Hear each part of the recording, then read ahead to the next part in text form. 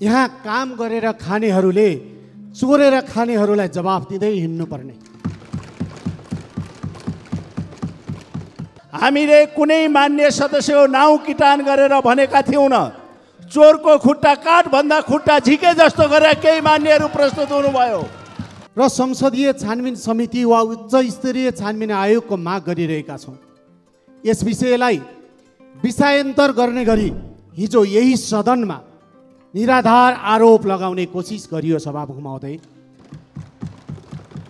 हामीले कुनै पनि संस्थालाई छानबिन गर्नुपर्छ भन्दा किन ठुलो डाको स्वरले संसद थर्काउन सकिन्छ महोदय?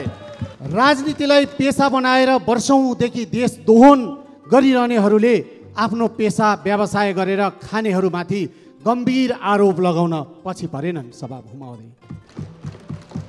हामीले निष्पक्ष छानबिन हुनुपर्छ भनेका थियौँ। छानबिन गरौँ, दोषी छ भने कारबाही गरौँ, निर्दोष छ भने हामी उहाँलाई सफाई दिन चाहन्छौँ सभामुख महोदय। मलाई दया लाग्छ सभामुख महोदय, 2048-49 सालतिर कोही मन्त्रीका पिए बसेर सरकारी कागजात किर्ते गरेर विदेश मान्छे पठाउने काम गरे बापत हनुमान ढोकाको चिसो छिडीमा धेरै रात बिताएकाहरू पनि आज यही सदनमा संसद भएर बसिरहेका छन् सभामुख महोदय।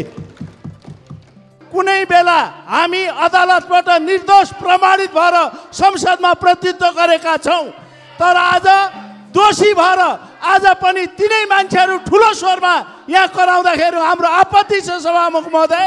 अरूलाई आक्षेप लगाउनेहरू भिसा पाए भने आफै टाप कसलान्। गर्नुहोस्, उहाँलाई मैले समय दिइरहेको छु, तपाईँले सुन्नुपर्छ।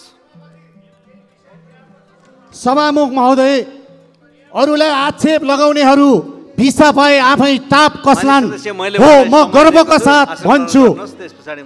कानुनी रूपमा आज पनि हिजो जुन म्यान पावर कम्पनीहरूमा काम गर्ने म्यान पावर कम्पनीहरूलाई दलाल मार्फत सुविधा दिने 209वटा म्यान पावर कम्पनीहरूलाई श्रम मन्त्री हुँदाखेरि अवैध रूपमा सञ्चालन गर्ने अनुमति दिने को मान्छे को श्रम मन्त्री थियो त्यो छानबिन गर्न म अनुरोध गर्न चाहन्छु सभामुख महोदय।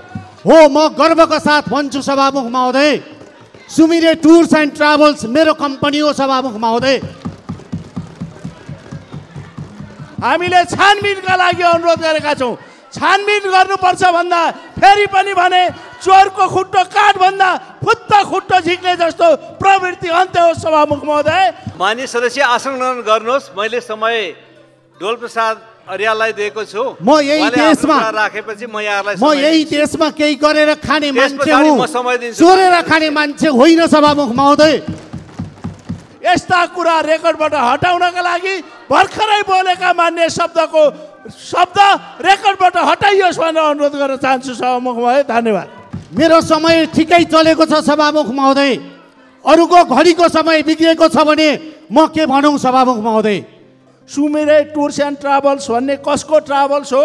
विगत 10 वर्षदेखि जापानमा भिजिट भिसाका नाउँमा हजारौँ मान्छे पठाएर अरबौँ पैसा त्यहाँबाट लिएर संसदमा प्रतिनिधित्व गर्ने र संसद किनेर पार्टीबाट प्रतिनिधित्व गरेर मेरो कम्पनीमा मात्र एकजना मान्छे भिजिट भिसामा जापान होइन। आसन गरौँ। मैले डोलप्रसादलाई समय दिएको छु, उहाँलाई 3 मिनेटको समय। संसारको कुनै देश गएको छ हामीले पैसा लिएका छौँ र फर्केका छैनन् भने प्रमाण पेश गर्न म चुनौती दिन्छु सभामुख महोदय।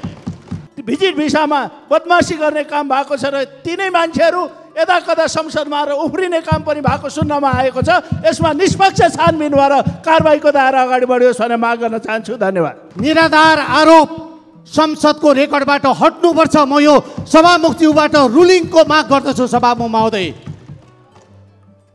सभामुख महोदय, कसैको सचिवालय चल्ने स्रोत घट्यो भनेर कसैको जिल्लाको कर्मचारी पर्यो भनेर हामी हाम्रो आन्दोलनबाट पछि हट्दैनौँ सभामुख महोदय। हाम्रो आन्दोलन जारी छ सभामुख महोदय। मैले फेरि भन्छु, निराधार आरोप संसदको रेकर्डबाट हटिनुपर्छ, यो कट्नुपर्छ। त्यहाँ भिजिट भिसामा बिक्रीमा परेका मान्छेहरू यो रासपा र रापरपाका या अन्य दलका मात्र होइनन्। त्यहाँ काङ्ग्रेसका मान्छे पनि परेका छन्, त्यहाँ एमालेका मान्छे पनि परेका छन्, त्यहाँ माओवादीका पनि छन्। समग्रमा भन्ने हो भने नेपाली नागरिक बेचिएका छन्। तिनीहरूको छानबिन गर्नुपर्छ। यहाँ संसदमा अहिले पनि अपिल गर्न चाहन्छु, साथमा आउनुहोस्। संसदमा हामी कति सङ्ख्यामा छौँ भन्ने कुरा महत्त्वपूर्ण होइन, यो मुद्दा जायज हो कि होइन त्यो कुरा महत्त्वपूर्ण हो। अहिले हेर्नेलाई गर्नेलाई भन्दा देख्नेलाई लाज भइसकेको छ। संसदमा त तपाईँ हामी एक अर्काप्रति आरोप र प्रत्यारोप लगाउँला, तर नेपाली जनताले चाहिँ यसको फैसला गर्छन्। जनताले चाहिँ के भन्ने? आज यो ठुलो एउटा जटिल समस्याका रूपमा अगाडि परेको छ। आज दुबई, कतार, साउदी अरबमा जानुहोस् त, आज दिदीबहिनीहरूलाई बन्धक बनाइएको छ। 75,000 भन्दा बढी दिदीबहिनीहरूलाई आज दुबईमा बन्धक बनाइएको छ, यो भिजिट भिसामा लगेर। आज उनीहरूको चित्कार हामीले सुन्नुपर्छ कि पर्दैन? आज ती भिजिट भिसा प्रकरणमा तल जरोदेखि टुप्पोसम्म छानबिन हुनुपर्छ कि पर्दैन? ती दोषीहरू चाहे मन्त्री हुन्, चाहे प्रधानमन्त्री हुन्, चाहे यो देशको राष्ट्रपति होस्, तिनीहरूलाई कारबाही गर्नुपर्छ कि पर्दैन? यो हाम्रो दायित्व हो कि होइन? हामी मात्र जनप्रतिनिधि त होइनौँ नि, तपाईँ हामी सबै जनप्रतिनिधि हौँ। जनताले चुनेर पठाएका हुन्। त्यो भएको हुनाले यो संसदमा अहिले पनि हामी एक गिट्का उभ्यौँ। कसको राजनीतिक दाउपेच के, को कतातिर नजाउँ।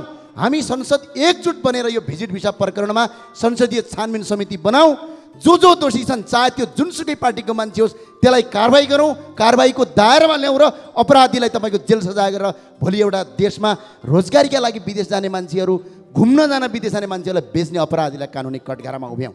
त्यही भए हुनाले म अपिल गर्न चाहन्छु सत्तापक्ष सरकारलाई पनि यहीँबाट भन्न चाहन्छु, सम्माननीय सभामुख महोदयज्यू, आज हामी सङ्ख्याको आधारमा को कति छौँ यसले संसदमा नियमित रूपमा चाहिँ उठेर चाहिँ उठ्ने, संसदको कारबाही सुरु भएपछि उठ्ने र चाहिँ के छ भन्दाखेरि दैनिक गाली गलौज गर्ने, दैनिक चाहिँ व्यक्तिगत लान्छना लाएर चाहिँ गाली गलौज गर्ने, यो प्रक्रिया संसदभित्र आरम्भ भएको छ।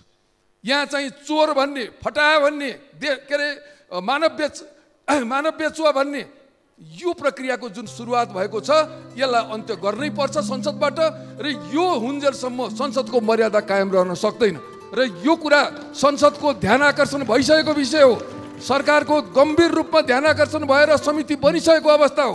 र यो अवस्थामा जुन दैनिक ढङ्गले हामीले समय यहाँबाट प्रदान हुन्छ र त्यो चाहिँ त्यसको दुरुपयोग गरेर चाहिँ यो आकस्मिक समयको दुरुपयोग गरेर यो जुन ढङ्गले यहाँ चाहिँ अभिव्यक्त गर्ने यो प्रक्रियाको आरम्भ भएको छ, म सम्मान्यज्यूको गम्भीर रूपमा ध्यान आकर्षण गर्न चाहन्छु कि यो प्रथालाई अब अन्त्य गर्नुपर्छ। यो होइन भन्दाखेरि यो संसद गाली गलौजमै समाप्त हुन्छ अथवा गाली गलौजमै यो उत्रिन्छ सम्पूर्ण रूपले। हामीले पनि त्यही ढङ्गले प्रतिवाद गर्नुपर्ने हुन्छ भन्ने कुरा म चाहिँ निवेदन गर्न चाहन्छु। होइन भन्दाखेरि अब यो गाली गलौजको प्रक्रियालाई बन्द गर्ने हो भनेदेखि यस्ता किसिमका अभिव्यक्ति गर्ने सांसदहरूलाई यो बोल्नबाट पनि वञ्चित गर्नुपर्छ र यो आकस्मिक समयको दुरुपयोग गर्ने जुन हाम्रो कहाँ अभ्यास सुरु भएको छ र यसलाई चाहिँ के छ भन्दाखेरि समाप्त गर्नुपर्छ भन्ने मेरो आग्रह छ। धन्यवाद।